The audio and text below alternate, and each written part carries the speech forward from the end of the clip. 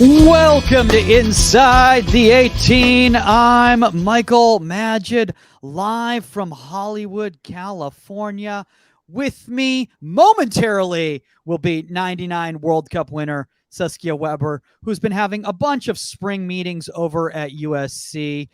You know how it is in the college game. They got meetings left, right, and center. And obviously at the professional game, they got going that as well. And we've got another panelist for you guys today. We got Brody Sams from Gotham FC.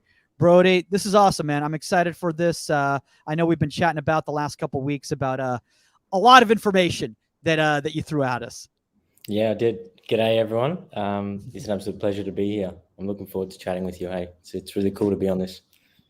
I love the fact that you said the good day right there, because people are like, oh, that's where that accent's coming from right there. That's a little bit of Australian coming for you. There's quite a few Aussie coaches out here, it seems like, in the United States now, Brody.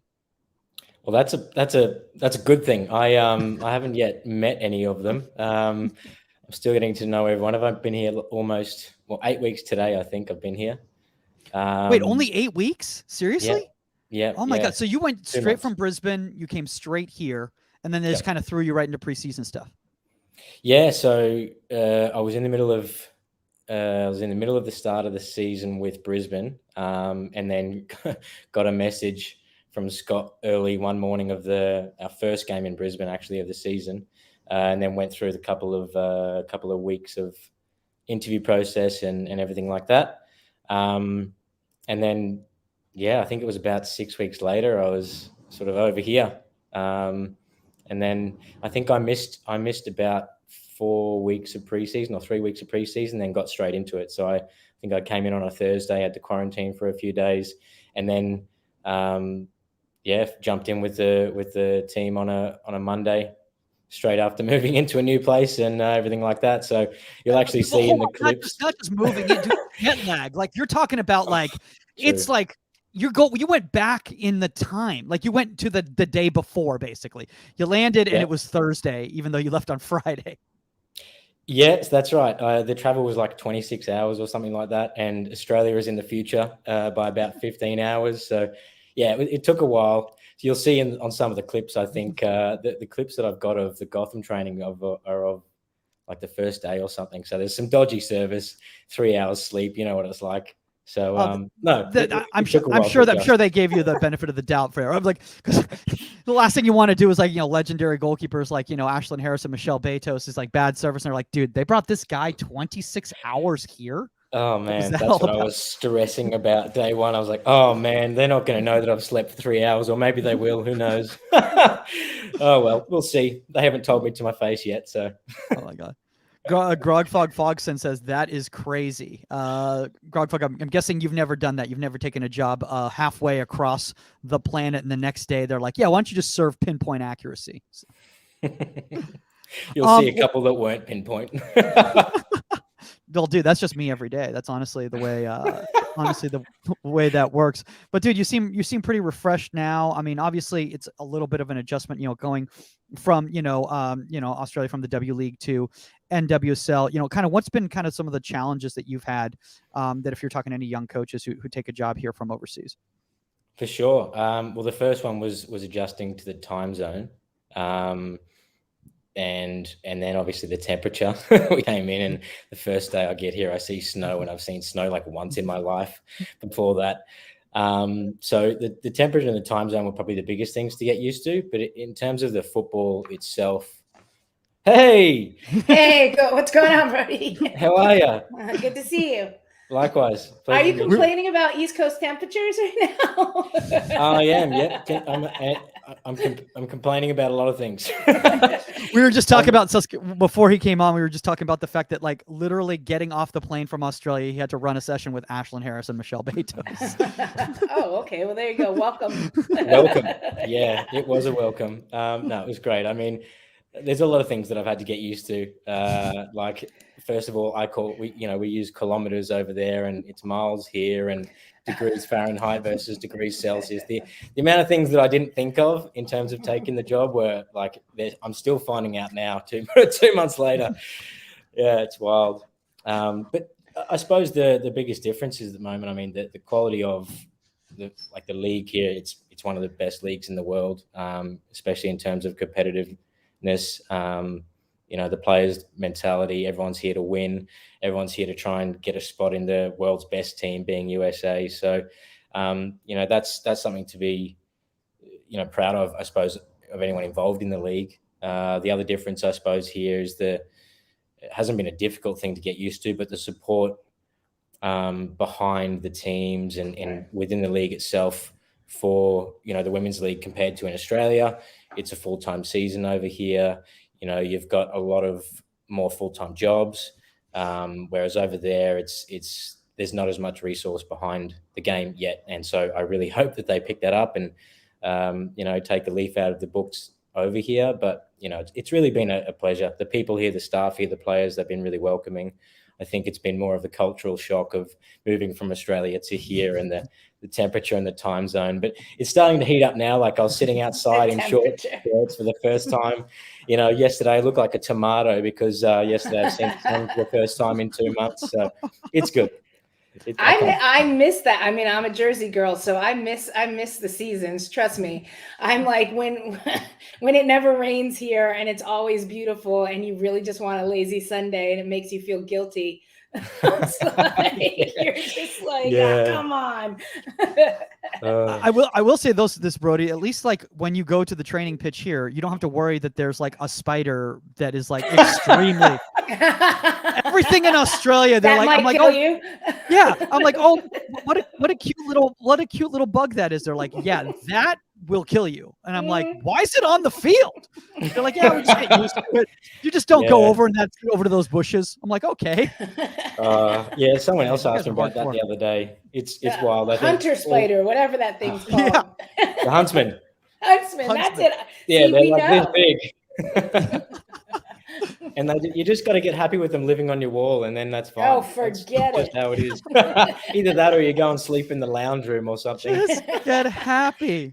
Oh my gosh. Oh, that is crazy. Well, I do. It's crazy that you bring up about the fact about the professionalism of the league. I think one of the really cool things, Saskia, with the league now is that with the expansion, kind of all the way to the West Coast now into the Pacific, and these rivalries are just phenomenal now that you're getting. Yeah, I mean, absolutely. The depth of the league is what I think really sets it apart. It is one of the best leagues in the world. And part of that is because when we talk about goalkeepers, we always talk about like your third string goalkeeper could start in another league. And when we also talk to them and say, well, go to another league and play. So you get games in, but that depth is amazing. And it's always been this way here in the United States. But now even with the internationals coming in and everything, it's incredible.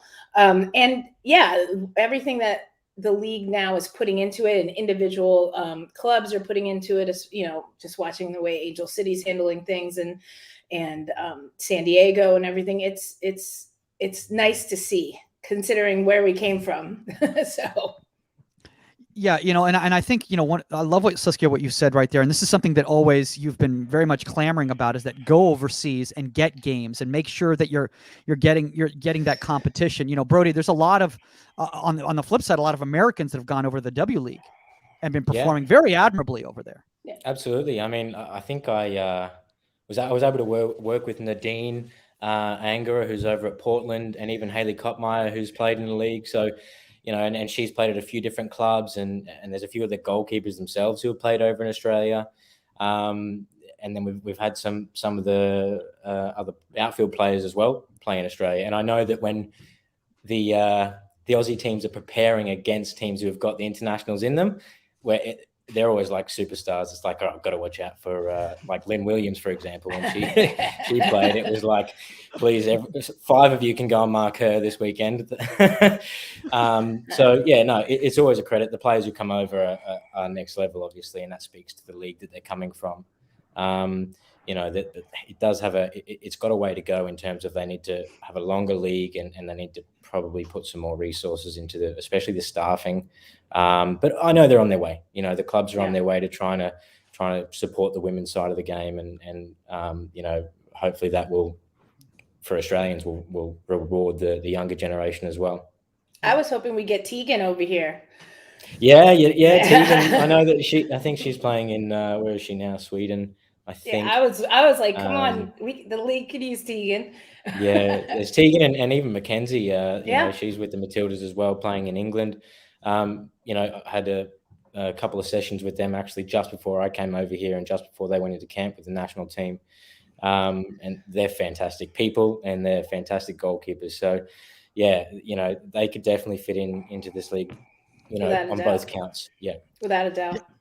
I want to bring this up, Brody, because you know, obviously, you know, you making this transition over from the W League over to the NWSL. Do you feel that having that experience of coaching, because a lot of people go from the collegiate game here to the professional game in NWSL, but do you feel like being in a professional environment and then heading to NWSL was an easier for you than going like college first and then to pro?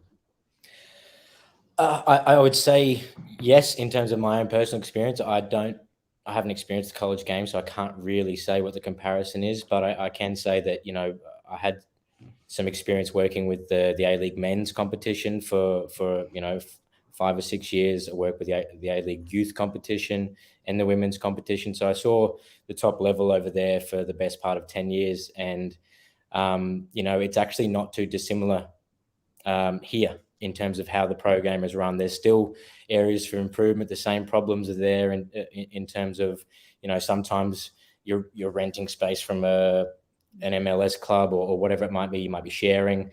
So they have the same problems over in Australia with their leagues. So it's been easy to adapt. Haven't had to change too much. The staffing is fairly similar in terms of where I came from in the men's game into the women's game here, which again is a credit to the league here. But no, working in the program, your roles and responsibilities as a goalkeeping coach are the same. You know, the standards, I've always been in high standards, working with some of the best players that are in that country, which is a blessing and a privilege on my part. But, you know, I would say that that's made it easy to come and fit into this. I haven't had to, you know, feel like I'm overwhelmed or anything like that. It's more like just getting used to the way that the processes are done here and the people here and the tiny little things. But overall, you know, it's fairly similar. You know, you've got the same training weeks, you've got the same expectations. You're here to win, and get the best out of the people that we're working with and yourself. Yeah. You know, it's funny that, and by the way, I don't want to negate the college game for anybody watching around the world, you know, or listening to the show around the world right now. The Division I NCAA women's and all the divisions, honestly, is of extremely high level, and it's handled very professionally, as Saskia can tell you, who's been working at the highest of levels at the college game for the last couple of years, and it is almost like a professional environment. Oh, it is. I mean, you know, I can only speak for the two places I've been, but you know, UCLA and now USC. But it is handled like a professional team, and you know that a lot of that goes to the universities and what they put into the programs and the facilities and everything. It was actually an incredible surprise to me, like finally getting back into the college game and seeing just everything, the way it's handled, the way it's run. Like I said, the facilities, the, you know, off the field training and the physios and everything. Like, it wasn't like that when I was playing.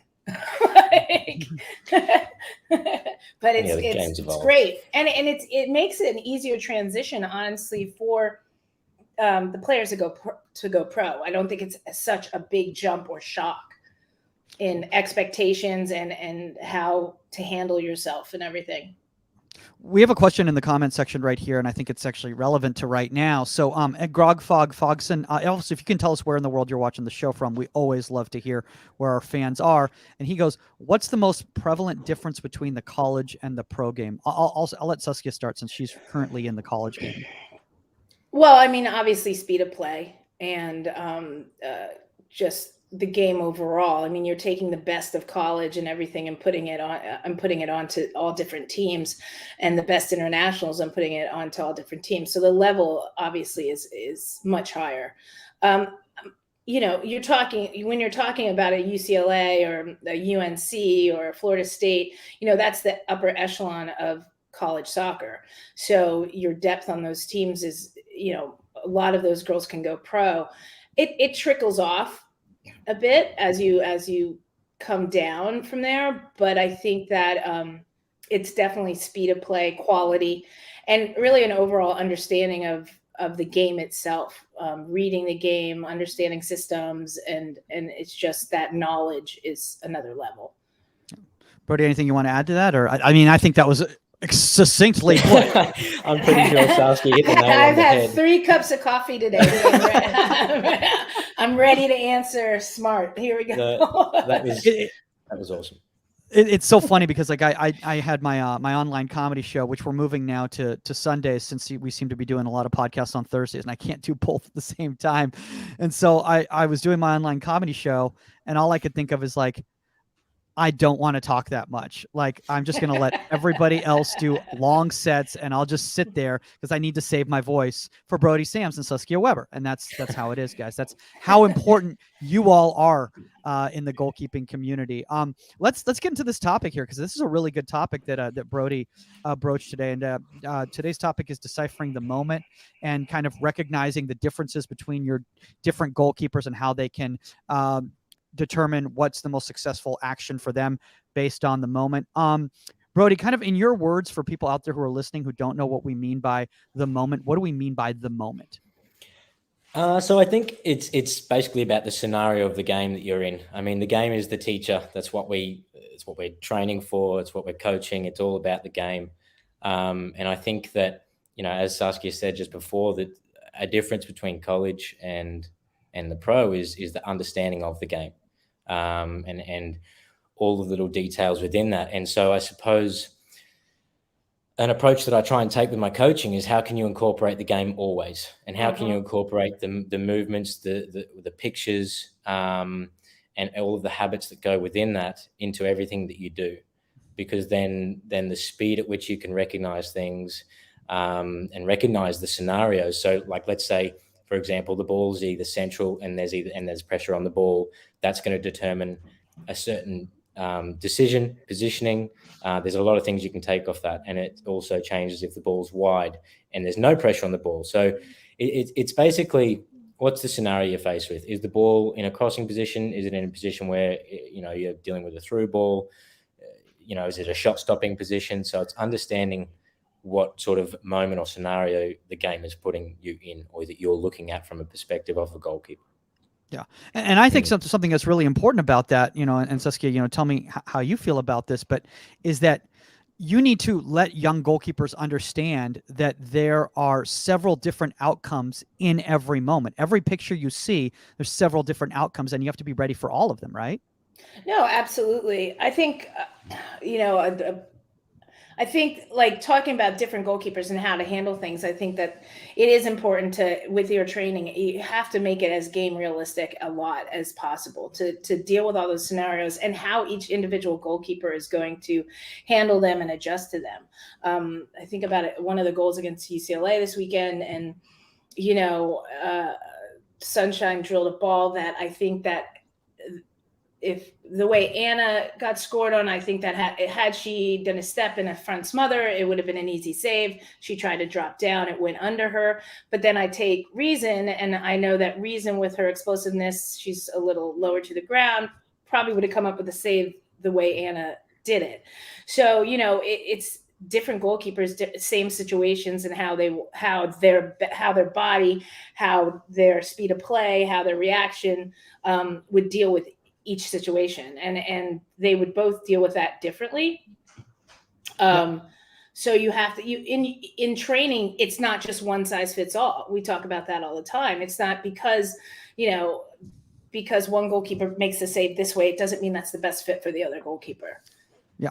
And I love the fact that you just brought that up, Saskia, because Brody and I, we were actually talking about this earlier, and the fact that a lot of young coaches, they start telling their goalkeepers to do things a certain way.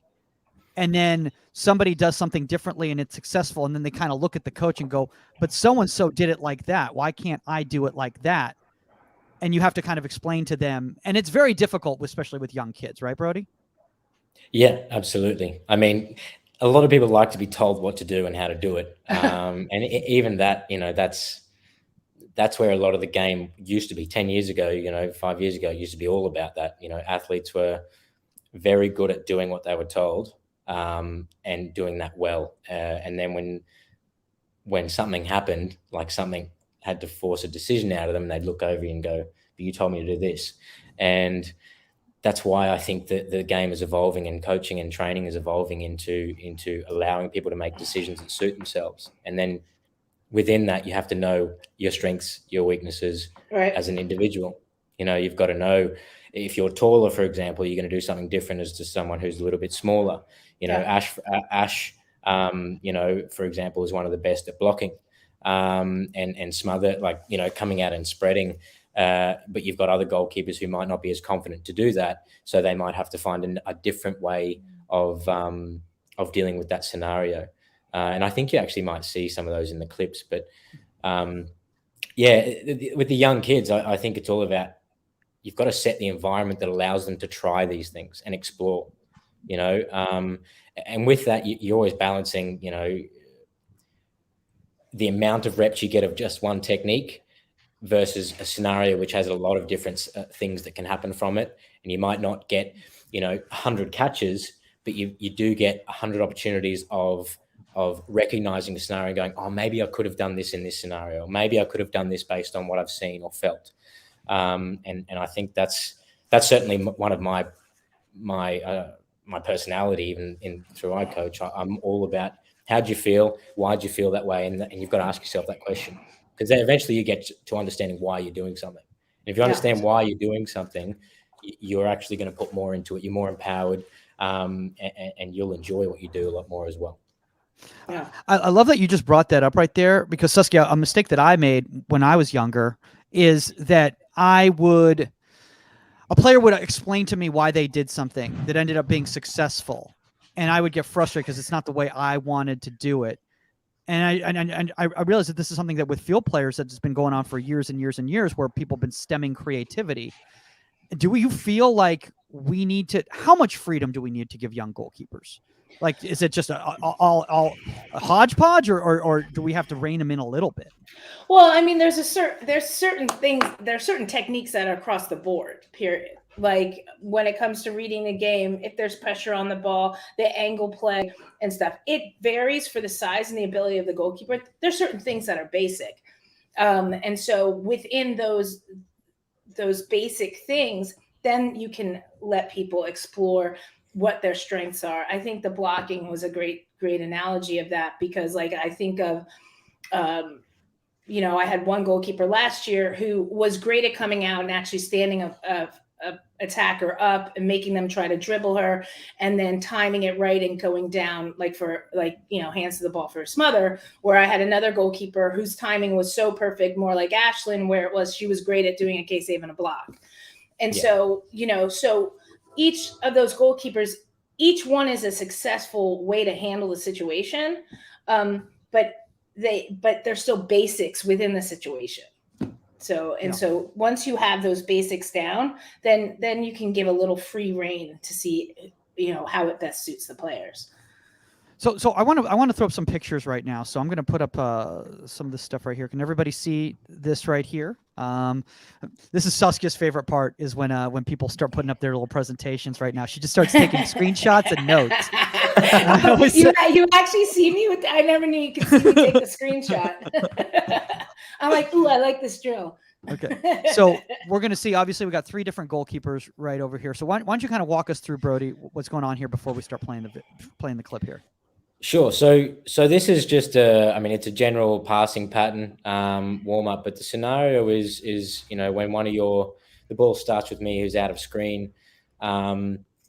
So you'll see I get past the ball here from Mish, and the keeper's got to come and drop off, give a good position, and then they can play whoever they want. And those positions are generally like a 6, or Mish is a 6, or a midfielder, and you've got Hens out there as a centre back. This is just a warm-up, so they've got freedom to play whoever they want, just getting repetition of touches and repetition of using the space that they would in a game. And then you can see basically in this next drill, it's very similar. The ball comes from a wider position. This is obviously Brisbane keepers, where now you turn that into a live situation where you've got the pressure. So instead of having, if you just pause it there. Right here? Yeah, that's fine. Okay. where the goals are, they're pretty much where in the exercise before I had our players just taking the pass, just getting them warm, getting them playing into the spaces that they would, and then you would establish or progress the session into having decision making.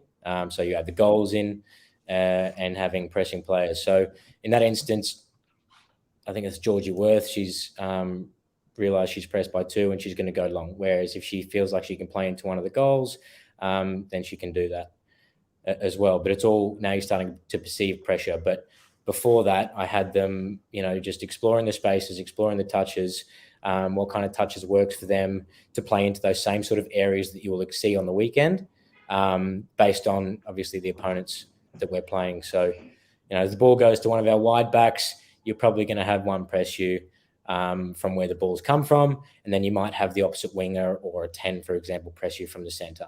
And this is a non, a scenario where you've got no pressure, but you're still playing into those same areas. So it's fairly technical. It's just a warm up, and then the next drill, like you saw with the Brisbane keepers, is starting to turn that into a more of a live scenario. But you then give them the freedom to practice those touches and any technical things that they want to do in terms of passing with no pressure, and then you add the pressure in later on. I love. Sense. No, it makes perfect sense. And honestly, I wish I was taking screenshots right now because I'm going to take a mental note right here. But Saskia, what I love right here is that I don't know about you, but I've seen a lot of warm-ups where the patterns are predictable. They're kind of scripted patterns, and this kind of gives the freedom for the goalkeeper to imagine in their minds what could be the potential options that they have available in that moment. Right. I mean, you always want to throw in options and multiple options because that's how the game is. There's a certain amount of repetition in a warm-up and everything like that without pressure and stuff, but it to move forward from it, yes, you want different options, different looks. The service isn't always going to be good coming in. So is it a 1-touch? Is it a 2-touch? If you have multiple options, you make a bad touch. Can you choose a different option that is better for the touch you made, and just keep it as real as possible? Yeah, as I just realized, Hector Castro just put up there. Goalkeeper. It's International Goalkeeper Day. Did you know that, Brody? It's International Goalkeeper Day today. Yeah, happy International Goalkeepers Day. I didn't figure that out either until I saw Instagram and stuff today. I was like, oh, okay. I just saw all these posts with goalkeepers, and I was like, well, I think I just follow a lot of goalkeepers. I think that's just what's going on. It was awesome to talk to you guys on this day. Then there we go. Look at, what a better day. Well. So let's move on from here. So not here. Receiving from wide. Even there, you can see we've got the small goals that she could play into that are representing like centre backs and midfielders. But George has decided to go long there because she's like, you know what, I'm feeling like that's an option, because in a game, if you're pressed by 2 and you've got high pressure, there's going to be space behind that pressure. But at the same time, in that scenario, if you're feeling unsafe, don't risk playing short. Just let's go into areas. And I think you see a lot, and when we play small sided a lot and stuff like that, you see those poor decisions, and it's like, well, are you playing the small sided game? Like, would you ever make that pass? and like, I had one of my keepers look at me and be like, I just felt like I should have just sent. I go, you should have just sent it. I don't care that it's a small sided game and all that stuff. Like, there's too much pressure on you inside the 18, and you would never make that little short pass. You're playing a rondo right now in a small sided game, which you would never do. So make the decisions that you would make in a game, regardless 100%. Of the situation. Yeah. I have a question, Brody, before we go kind of back to this. So we're talking about options and everything. How do we, especially like the foundational ages, I think one of the biggest problems when it comes to young kids is when they find one thing that works, they beat it to death because it worked that one time. So they're expecting it to always work. And they don't even think about the fact that there are other options. How do we help young kids go, like, there's alternatives to what you did, even though that worked that one time, like, explore these other things?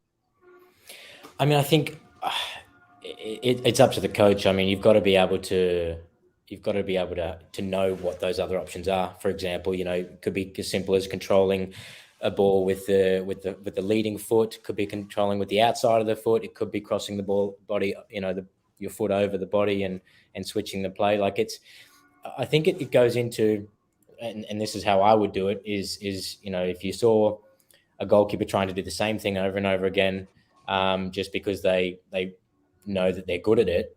I think you want to try and add as many tools to the toolkit of a goalkeeper as possible and go, well, look, whilst you've tried this and you are good at it, well done, congratulations. How about, give them a different scenario and say, well, would it work in this scenario? Would it work in this scenario? And then again, they'll either say yes or no, and that's up to how much time you've got and if you want to really go and explain it and show them the pictures. But one thing might not always work in a certain scenario. And again, I think that's why we need to understand the moment of the game and understand if we can get our eyes up and see the pictures that we're dealing with as much as possible and understand what that means. So are we being pressed by one player? Are we being pressed by two players? I know that we're talking foundational ages, but you can still put these kids into scenarios where they've got one person running at them. And you can say, well, maybe they only take the ball across their body. Maybe there's a time where, because if you do that, then you're cancelling out where the balls come from. You're not going to be able to play. If you're taking the ball just across your body, you're not going to be able to play back there. But maybe if you're able to keep your hips open longer, then you can drop a little pass in front of that player and to a centre back, for example, who's just lent you the ball, you can give it a quick one back. But if your first and only instinct is to take the ball across your body and close off your body, then you're only going to play across to the other side. And so I think if you have the time, then you should be able to try and explain these different scenarios, because what you've got to adapt to, and that's why you need these different tools, is you've got to adapt to the opposition. That's what you're training to do. Right. You're training to learn what are the opponents doing. If they press you in a curved run this way, what kind of touch might you take? If they press you in a straight run and they're going quickly, what kind of touch might you take? If they're pressing you on a different angle, what kind of touch might you take? I'm just picturing all these scenarios right now in my head right now. So I'm just thinking, do I do this every single time? And well, you have to remember that if you do it every single time, your opponent's going to know. Yes. So if you're always taking that touch across your body, the opponents have already done their video, done everything, and said, look, every time she does her prep touch, it's coming across her body. So she's closing off where the ball came from. Yeah. So we already know that it's going to this side of the field. So let's get ready to jump on it. And so you have to have multiple options in your toolkit, just like Brody said. Yeah. I think a fundamental, like Saskia was saying before, is one of the fundamental things that if you're talking about dealing with a back pass like we were, is to keep your hips open for as long as possible. Yeah. And from there, you can take any kind of touch you want. Ash chooses to take with the outside of her foot there, but she could also use her left foot to come across. She could also use the instep of her right to go there. So there's not one way to do anything. It's just about understanding yourself and understanding what you're good at.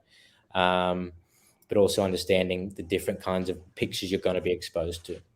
Yeah. I want to move to this right here. So let's see, we're getting out of here. Okay. So now this is the next step in the session?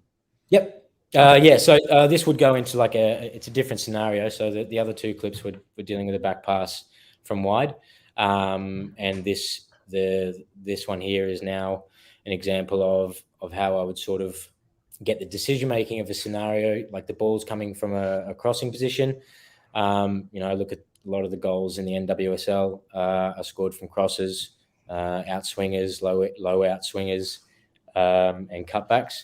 And so we need to get the whole movement pattern as a habit. We need to get them seeing the position of the ball, who's taking it, with what foot, so on and so forth. So this is more of a technical-based, you could almost say as a crossing warm-up.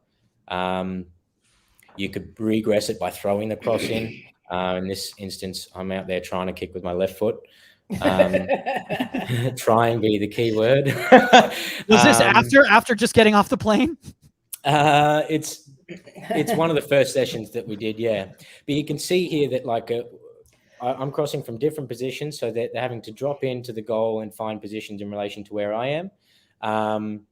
And then they've got a choice if they want to add a role into one of the players who's finding a general finishing position. So, if crosses come in there's certain areas that they're going to go to that the keeper's going to retreat from and get into the goal and make saves from, and so they can choose to take the catch, and then if they want to replicate, a shot, they can roll it, drop back into a good shot stopping position and take that save, or they can just go and take the first cross and then get it back out to me. So there's no real, the ball's not moving from where I am. It's a dead ball. They just drop in, get the eye in to take the cross, and then they can decide what they want to do based on how they're feeling. I think the good thing that younger coaches and players out there don't realize to add in like a realism in that is the retreat position from that. Like so many times when we're doing a drill like that, the keeper's already set and they're already just in their position and all they're doing is coming forward, right? Well, that's not really realistic. If the ball's going out wide and you're backing into the goal, then you have to decide back up when to come forward. And do I have to reposition myself? And that 100%. Makes it more game realistic. So you can see that one there. Ash was dropping in for the cross into a position where if the cross is in an area that she can take, she would. But if it's not, then she'd retreat and make a save. And I think she does make the save. Eventually this session, it does. There you go. She's dropping in. Yeah. But you see most people, like if they're already in the position where that's not realistic. So it's actually seeing when the ball is getting struck for the cross. So you're backing into position, like in reality, and then realizing when you have to set so that you do have the ability to come forward instead of you're still retreating and you never have the ability to come forward. So those little things make it more game realistic. Yeah. And I think the progression after this is where we actually get the ball moving out wide. So the keeper has to move in relation to those. I suppose the only time you would do it and you're stood still would be if you're practicing corner kicks or wide free kicks. And even then you're probably not going to have, or if it's a corner, you might have those mannequins where they are. But if it's a wide free kick, you're probably going to have them up because the space you're defending is different. Yeah. So as you said, this is all about sort of dealing with crosses in the game. So I'm trying to get them to move into position and then take the cross or just decide to cover the goal. And here you can see we're moving the ball out wide and the keeper has to adjust their positioning based on where we are. It can either be crossed from down the byline or it can be crossed from sort of outside the top of the box. And there's some readjustments they've got to make. And then I think this clip here is where the ball's. Now this is my first session with the girls, so you can see there on my left foot it's a bit slow and bobbly in there. But even then, having said that, they still have to adapt. The ball's been played out wide. They have to find a position off my touch, based on what I can do, and what do they decide to do. Now, the slower ball, Misha's made the right decision to go and attack it, close the space down, and she's got the reward of making a save. And then the next one, the ball's higher. She's got a more open position. The ball's played towards her. Again, in that instance, you've got Ash who'd probably fly out and spread. You saw Mish tried to stand up a little bit more. Mish is low, she turns in, repositions, and okay, so the shot's not on target, but she's practicing the speed at which she's seen, right, I'm not getting the first ball. It's been cut back to the top of the box. What's my movement to prepare for that shot? I love that you just brought up the thing right there real quickly, Brody, in regards to like the shot is not necessarily on target, because I think a lot of young goalkeepers, they get lazy and they start just going like, well, that's a bad ball. I'm just going to play off. Just staying off this play, as opposed to thinking like, well, what would you do in a game? Because every touch isn't going to be clean, and you're still going to have to be able to adjust. And you never know what could happen. You never 100%. Know. Right, and that's the difference of doing the drill and not thinking the drill and not the game. It's like, well, we're doing crosses or we're doing slotted balls, and that was a bad touch, so let's go to the next one. No, because in the game, that's reality. Yeah. We have a question here actually from Pitt women's coach Jesse Goldman, and he goes, two-part question for both of you guys right here. And so we'll start with you. What have you learned about yourself / coaching methods after working with these high-level GKs, and what do you think they've taught you? And then we'll go to Brody. I mean, where do we start? Thanks, Jesse, for loaded questions right here, putting people on. Jesse, I learn every day from my keepers. I think part of what we're talking about is that I've learned that more of our training has to be game-like scenarios. The difference between individual goalkeepers and how to adapt my training sessions to fit those different styles, but keeping my session the same, like for everybody the same, but understanding that everybody's going to handle things differently. There's a lot. Like I said, I learn every day from the players how some people read the game, how some people don't, how to adapt, and how to teach them to read the game faster, and really understanding the goalkeeper as an individual. Brody, anything you want to add? Well, it's the same sort of thing. I mean, you're dealing with. I mean, you've got legends with you right there. So yeah. Well, first of all, I'm blessed to have Betos and Ash to work with, and Hens. You know, they've come from 3 different places, 3 different backgrounds, sort of thing. But even working with people like Nadine when she was over here, German background, they teach in a different way. They expect training to be in a different way. And so when I first started, I was a very technical coach. I had a million cones out, and it's me. That was me. You know what we I all mean? were. I feel like we over all these were hurdles. Yeah, 100%. And then my mentor at the time, Jason Keaton, he was our head goalkeeping coach. He, we were talking one day, and we were just watching the game. We said, why don't we just replicate the movements that they do in the game? Mm-hmm. Like, let's just do that. Even as simple as a warm-up from the top of the box, jogging all the way back as the ball transitions from our front third all the way down. Even that sort of gets overestimated because you want to be efficient at that. And so little things like that, it just went. And from that moment forward, I changed everything I did. I just went, watched the game over and over and over and over, and worked backwards from there. And then it's just a process of reverse engineering. But I suppose the biggest thing that I've learned dealing with these goalkeepers is essentially you've got to have compassion and empathy of where they've come from and what has worked for them in the past. I'm dealing with goalkeepers who are older than I am. They've been in this league a lot longer than I have. And they've dealt with some very experienced goalkeeping coaches, and they've found what works for them. I'm not going to try and change anyone. But I will try and add a new, I'll try and give them scenarios where they can try and explore, because everyone can explore, everyone can get better, where they can try and, explore ways in which they can get better at getting, the speed of their habits, speed of thought. Is there a different way that maybe I haven't thought about doing this before? And I suppose that's all I can offer. But understanding where they've come from and what they need is probably the biggest thing. And trying to blend that with my own personal beliefs about how to teach and how to guide and how to develop. That's probably been the biggest thing. Even the other day, I had a session planned out in which I wanted to get across, but in talking to Ash and Mish, we just went and changed it pretty much on the fly during the session to go back a couple of steps, and we focused on a bit more technical to get a bit more higher reps, where I was thinking about trying to create the game scenario where that action would come out more. But they knew that they wanted to just go, no, we want just success in the action itself and to work on the technique itself, and we'll go from there. And, it worked for them, and they had a great session. So that's probably one of the biggest things is being able to adapt as well to what these people need, and not being so stubborn in, everything that I believe. Because at the end of the day, I'm massive about the player themselves. They're the ones who have to play. Yeah. So they need to feel like they're in the game. They need to feel like they're preparing well. They need to feel like what they're getting is based on the game. And I tell the keepers all the time, if you don't feel like you're in the game, tell me so I can change. Yeah, no, absolutely. I mean, just Brody, just to step in right there. I think, Saskia, you've played at the highest level, and you had several different goalkeeper coaches throughout your time there, and I think, one thing that you've always brought up is that, the coaches at that highest of level recognize that it's about what you need as opposed to what they need.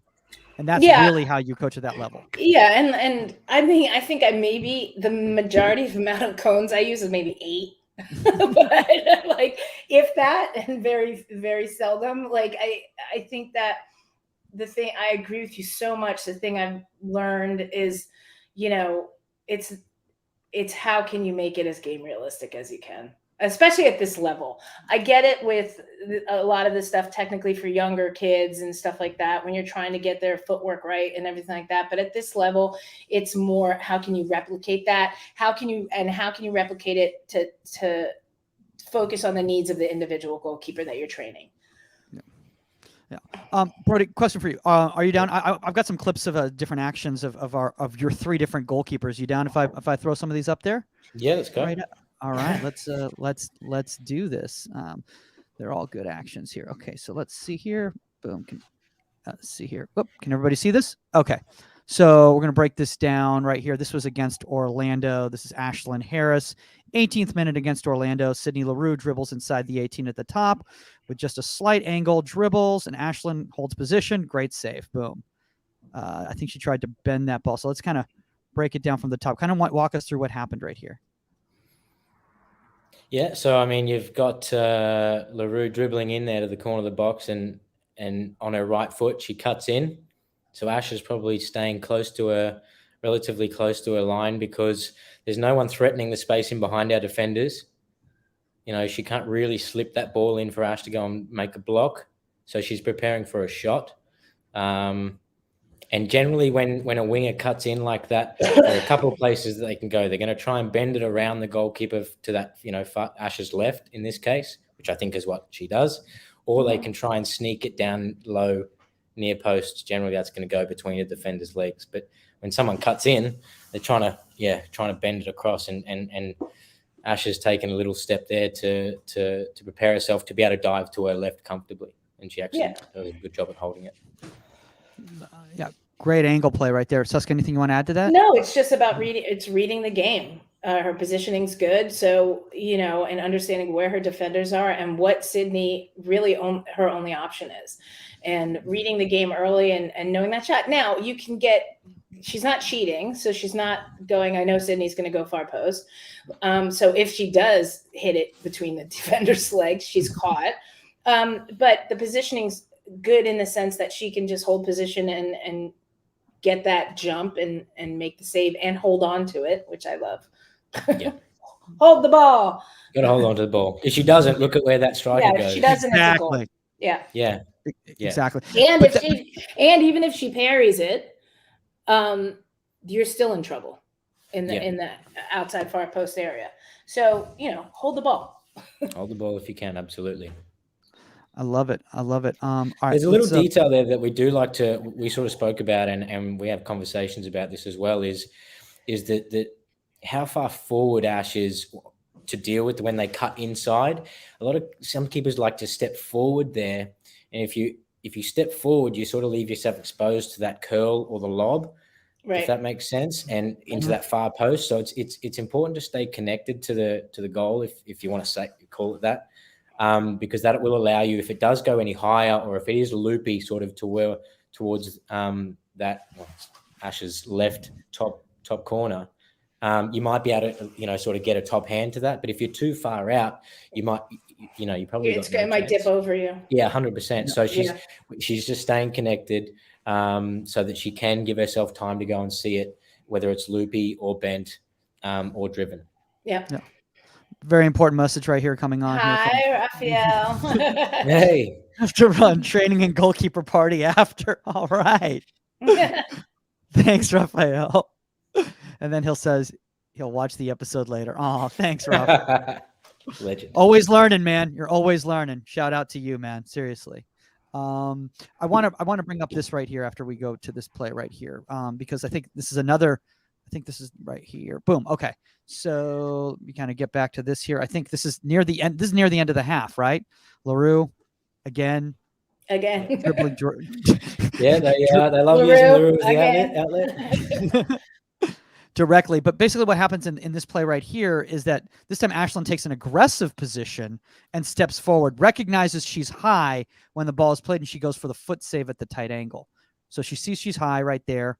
She recognizes that her only option as that ball's coming is to get that foot quick down and across like that. And that's very different than how Mish would handle that scenario.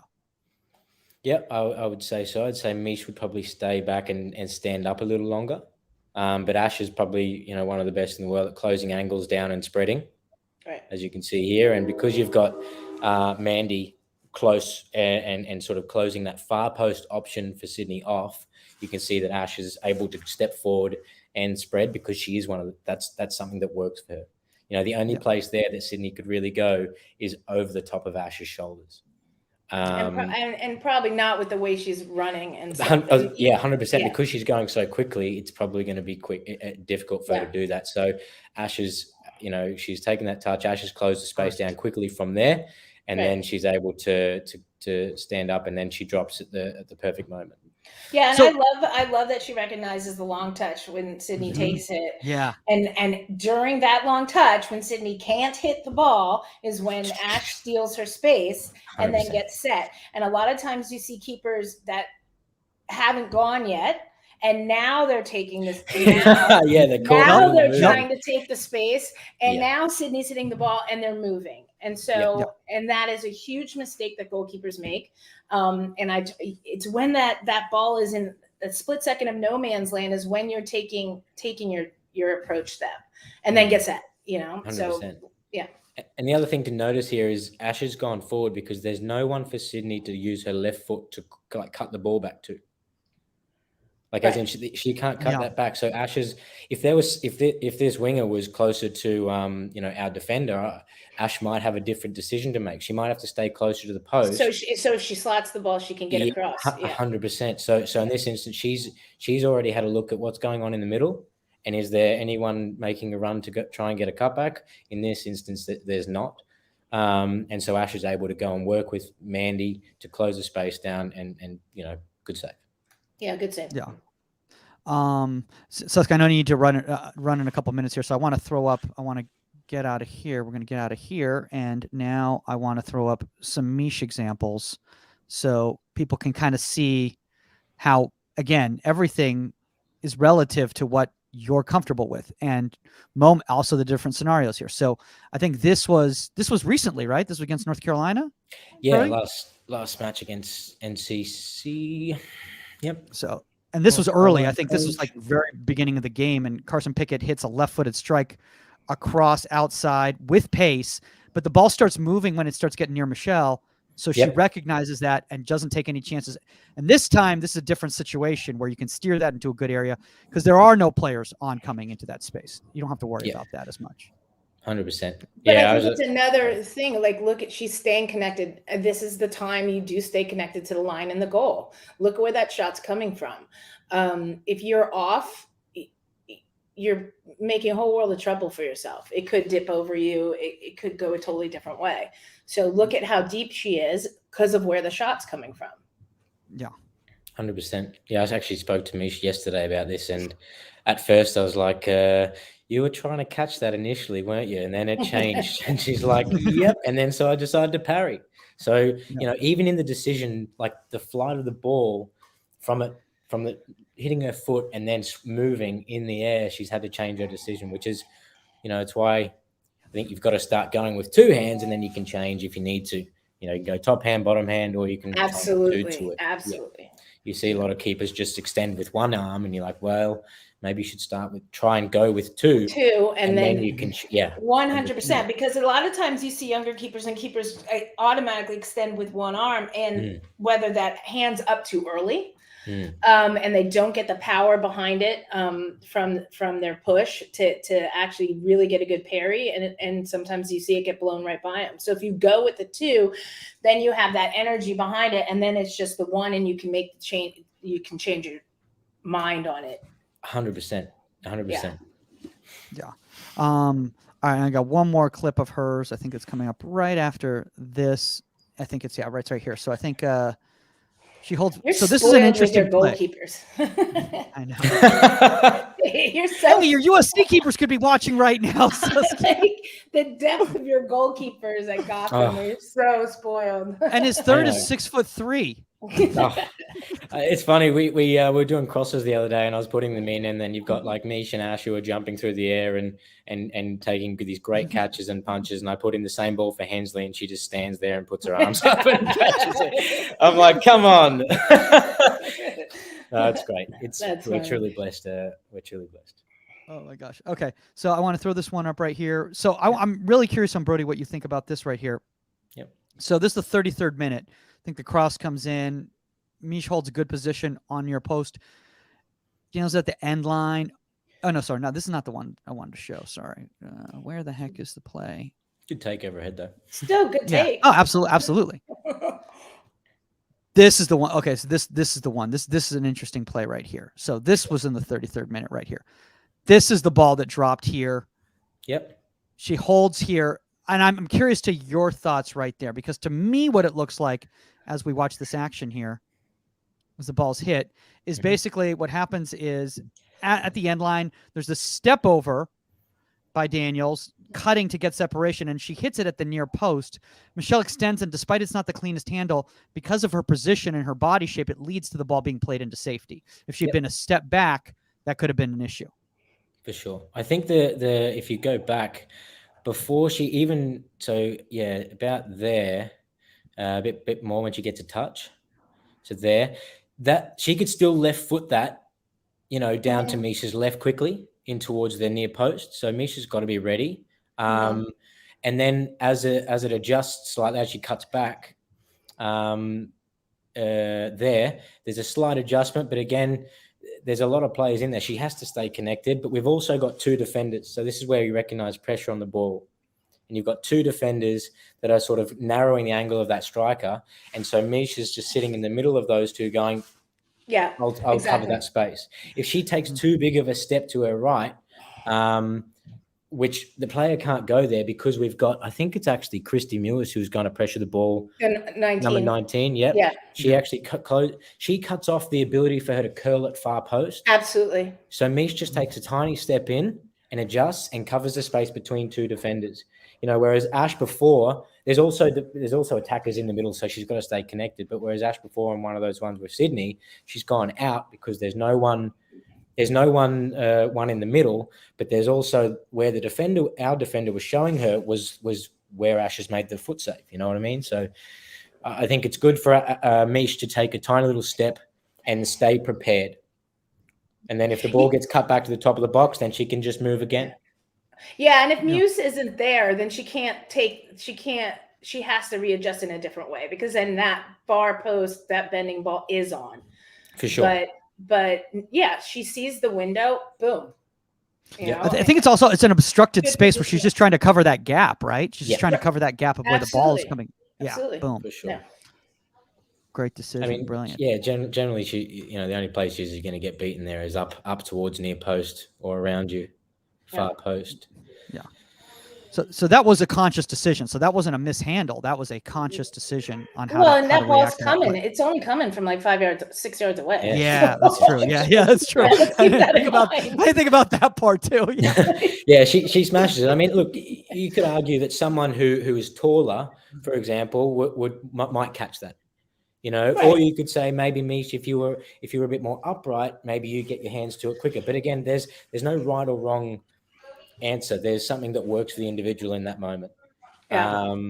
And like you say, it is hit from 6 yards out. So she's just got to be able to be prepared to make a save in that window. So, she made the save. Yeah. And I mean, and that's spoiled you are. I know. I don't know how they got some Aussie over here. I have no idea. Oh my gosh. Well, Brody, I know, Saskia, you got to start running, so we'll start wrapping up this episode right here. Basically, kind of before we're kind of wrapping this up right here, like if you have like any thoughts just in regards to like any young coaches out there who have. Saskia, do you have time to watch Hensley for a second? Can you watch her for a second? Yeah, go. Cool. Okay. All right, cool. I just want to throw her up here because she's such a different type. Right. That I really want people to see this here. And I just feel like this is a great way to end the episode here. So let's see if she's coming in here. Okay. So again, first off, we're talking about, look at the trait here. We're talking about long arms, long build, very different type of physical, design here, basically, right, Brody? Yeah, absolutely. Yeah. So she could probably even start a bit higher here because she's so big. But So this is a 32nd minute against Virginia. It's a corner that comes in. Hensley drops back to create depth. Now, here's the thing. A lot of goalkeepers at her height just go for everything because they're so used to just having the height and the length. Oh, I just have to go for everything. But she recognizes how this ball is kind of dropping. And then this header right here drops to Diana Ordonez, who is lethal. I think she scored like 40 something goals for Virginia. It's like insane how good she is. And the ball comes in, and now she uses that whole big body of hers. And now you're talking about, if you're 6'3" and you have long arms like this is where you can spread an emergency situation and make a massive save right there. That's 100%. Just unreal right there. So I wanted to share that. I wanted to see what Saskia thought. It is. No, and for her at 6'3" to be able to be big, get low, quick, and everything, it's a testament to her athleticism. Because a lot of the stigma is, if it, like 6'2", 6'3" for a woman is being able to have that agility to get to the ground, to spread yourself, everything.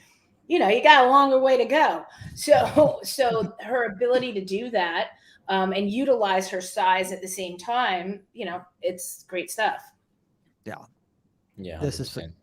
This is phenomenal. Okay. I wanted to share that also, because that's just a sheer bravery play right there in regards to just being instinctual and being brave and understanding what what you have. I think the other thing is maybe you talk to her and she's like, you know, maybe I should have come for the ball. Like, she might say something like that. And I'm not saying she should have, I'm just saying maybe she should. But I say to a lot of players, don't follow. If that, let's say if we all agreed she should have come for the ball. This is hypothetical. I'm not saying she should have. Don't follow one mistake by another. Like, you'll find a lot of people say, oh, I should have come, and then they get themselves out of position. She realizes, I didn't come for the ball. Now what's the best position I can get myself in for the second ball, for the next play?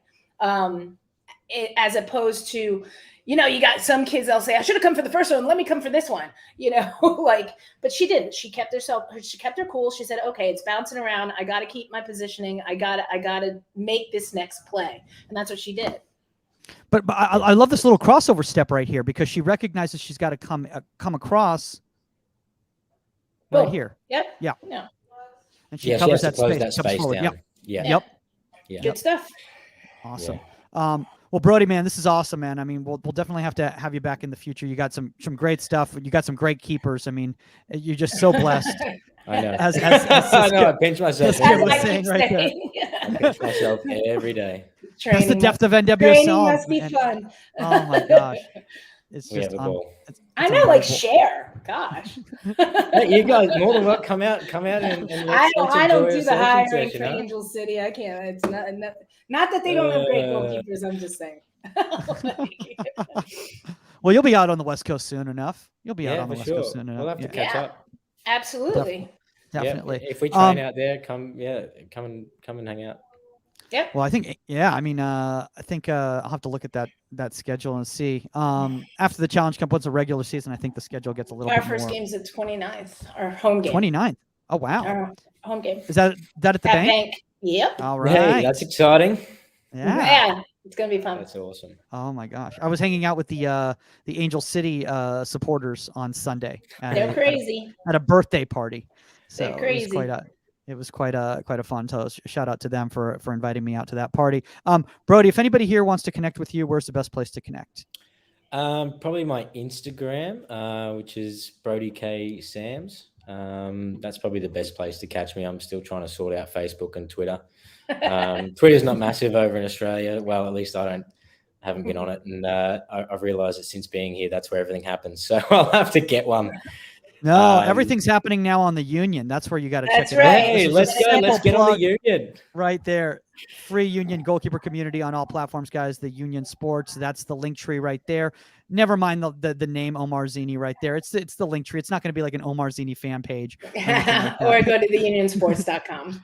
Yeah, which is the easiest way, guys. Different sports communities, connecting the sports communities, goalkeeping communities, the first one we launched. Brody, we got to get you on there, man, sharing your stuff. Absolutely. Yeah, get on there and post some of this stuff so everybody can steal it. Look, there's no such thing as stealing. I know. Trust me. Let's share. Absolutely. Let's all get better. Absolutely. All right, guys, if you want to reach out to us, contact at insidethe18media.com or at Goalkeeper Podcast on the Union or other social medias if you're not on the Union yet, but really join the Union. At Saskia_Weber on traditional social medias, at Saskia on the Union, That's at right. ProGK Academy _ on traditional social media, at ProGK Academy on the Union. That's all the time on Inside the 18, guys. Join the Union. We are out. Later, guys. Bye, guys. See ya. Oh.